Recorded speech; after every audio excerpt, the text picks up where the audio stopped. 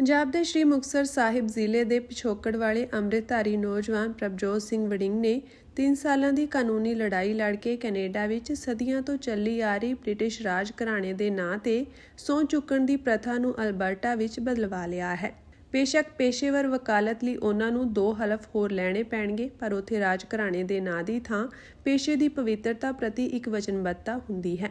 ਅਦਾਲਤ ਨੇ ਕਿਹਾ ਕਿ ਰਾਜ ਘਰਾਣੇ ਪ੍ਰਤੀ ਵਫਾਦਾਰੀ ਦਾ ਹਲਫ ਵਿਅਕਤੀਗਤ ਧਾਰਮਿਕ ਆਜ਼ਾਦੀ ਵਿੱਚ ਸਿੱਧਾ ਦਖਲ ਅਤੇ ਉਲੰਘਣਾ ਦੇ ਨਾਲ-ਨਾਲ ਗੈਰ ਸੰਵਿਧਾਨਕ ਵੀ ਹੈ।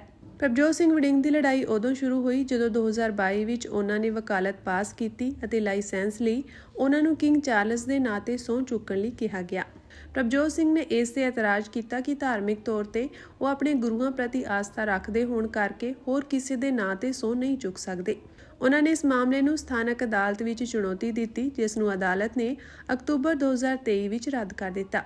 ਉਹਨਾਂ ਨੇ ਇਸ ਫੈਸਲੇ ਵਿਰੁੱਧ ਸੂਬੇ ਦੀ ਸਰਵਉੱਚ ਅਦਾਲਤ ਵਿੱਚ ਅਪੀਲ ਕੀਤੀ ਅਤੇ ਲੰਘੇ ਹਫ਼ਤੇ ਬੈਂਚ ਨੇ ਇਸ ਸ਼ਰਤ ਨੂੰ ਗੈਰ ਸੰਵਿਧਾਨਕ ਅਤੇ ਅਣਲੋੜੀਂਦਾ ਮੰਨਦੇ ਹੋਏ ਅਪੀਲ ਪ੍ਰਵਾਨ ਕਰ ਲਈ। ਪ੍ਰਭਜੋਤ ਸਿੰਘ ਦੀ ਇਸ ਕਾਨੂੰਨੀ ਲੜਾਈ ਦੀ ਪੰਜਾਬੀ ਭਾਈਚਾਰੇ ਵੱਲੋਂ ਕੀਤੀ ਜਾ ਰਹੀ ਪ੍ਰਸ਼ੰਸਾ ਦੇ ਨਾਲ-ਨਾਲ ਕਈ ਹੋਰ ਭਾਈਚਾਰਿਆਂ ਵੱਲੋਂ ਵੀ ਸਰਾਹਿਆ ਜਾ ਰਿਹਾ ਹੈ।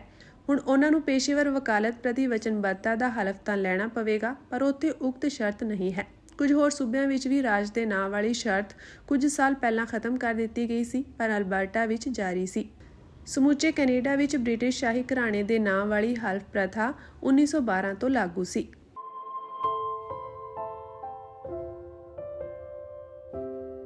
ਪੰਜਾਬ ਦੇ ਸ਼੍ਰੀ ਮੁਕਤਸਰ ਸਾਹਿਬ ਜ਼ਿਲ੍ਹੇ ਦੇ ਪਿਛੋਕੜ ਵਾਲੇ ਅੰਮ੍ਰਿਤਧਾਰੀ ਨੌਜਵਾਨ ਪ੍ਰਭਜੋਤ ਸਿੰਘ ਵੜਿੰਗ ਨੇ 3 ਸਾਲਾਂ ਦੀ ਕਾਨੂੰਨੀ ਲੜਾਈ ਲੜ ਕੇ ਕੈਨੇਡਾ ਵਿੱਚ ਸਦੀਆਂ ਤੋਂ ਚੱਲੀ ਆ ਰਹੀ ਬ੍ਰਿਟਿਸ਼ ਰਾਜ ਘਰਾਣੇ ਦੇ ਨਾਂ ਤੇ ਸਹੁੰ ਚੁੱਕਣ ਦੀ ਪ੍ਰਥਾ ਨੂੰ ਅਲਬਰਟਾ ਵਿੱਚ ਬਦਲਵਾ ਲਿਆ ਹੈ।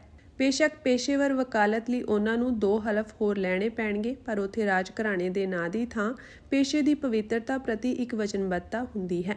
ਅਦਾਲਤ ਨੇ ਕਿਹਾ ਕਿ ਰਾਜ ਘਰਾਣੇ ਪ੍ਰਤੀ ਵਫਾਦਾਰੀ ਦਾ ਹਲਫ ਵਿਅਕਤੀਗਤ ਧਾਰਮਿਕ ਆਜ਼ਾਦੀ ਵਿੱਚ ਸਿੱਧਾ ਦਖਲ ਅਤੇ ਉਲੰਘਣਾ ਦੇ ਨਾਲ-ਨਾਲ ਗੈਰ ਸੰਵਿਧਾਨਕ ਵੀ ਹੈ।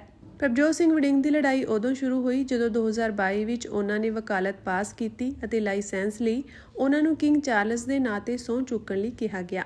ਪ੍ਰਭਜੋਤ ਸਿੰਘ ਨੇ ਇਸ ਤੇ ਇਤਰਾਜ਼ ਕੀਤਾ ਕਿ ਧਾਰਮਿਕ ਤੌਰ ਤੇ ਉਹ ਆਪਣੇ ਗੁਰੂਆਂ ਪ੍ਰਤੀ ਆਸਥਾ ਰੱਖਦੇ ਹੋਣ ਕਰਕੇ ਹੋਰ ਕਿਸੇ ਦੇ ਨਾਂ ਤੇ ਸਹੁੰ ਨਹੀਂ ਚੁੱਕ ਸਕਦੇ। ਉਹਨਾਂ ਨੇ ਇਸ ਮਾਮਲੇ ਨੂੰ ਸਥਾਨਕ ਅਦਾਲਤ ਵਿੱਚ ਚੁਣੌਤੀ ਦਿੱਤੀ, ਜਿਸ ਨੂੰ ਅਦਾਲਤ ਨੇ ਅਕਤੂਬਰ 2023 ਵਿੱਚ ਰੱਦ ਕਰ ਦਿੱਤਾ। ਉਹਨਾਂ ਨੇ ਇਸ ਫੈਸਲੇ ਵਿਰੁੱਧ ਸੂਬੇ ਦੀ ਸਰਵਉੱਚ ਅਦਾਲਤ ਵਿੱਚ ਅਪੀਲ ਕੀਤੀ ਅਤੇ ਲੰਘੇ ਹਫ਼ਤੇ ਬੈਂਚ ਨੇ ਇਸ ਸ਼ਰਤ ਨੂੰ ਗੈਰ ਸੰਵਿਧਾਨਕ ਅਤੇ ਅਣਲੋੜੀਂਦਾ ਮੰਨਦੇ ਹੋਏ ਅਪੀਲ ਪ੍ਰਵਾਨ ਕਰ ਲਈ। ਪ੍ਰਭਜੋਤ ਸਿੰਘ ਦੀ ਇਸ ਕਾਨੂੰਨੀ ਲੜਾਈ ਦੀ ਪੰਜਾਬੀ ਭਾਈਚਾਰੇ ਵੱਲੋਂ ਕੀਤੀ ਜਾ ਰਹੀ ਪ੍ਰਸ਼ੰਸਾ ਦੇ ਨਾਲ-ਨਾਲ ਕਈ ਹੋਰ ਭਾਈਚਾਰਿਆਂ ਵੱਲੋਂ ਵੀ ਸਰਾਹਿਆ ਜਾ ਰਿਹਾ ਹੈ।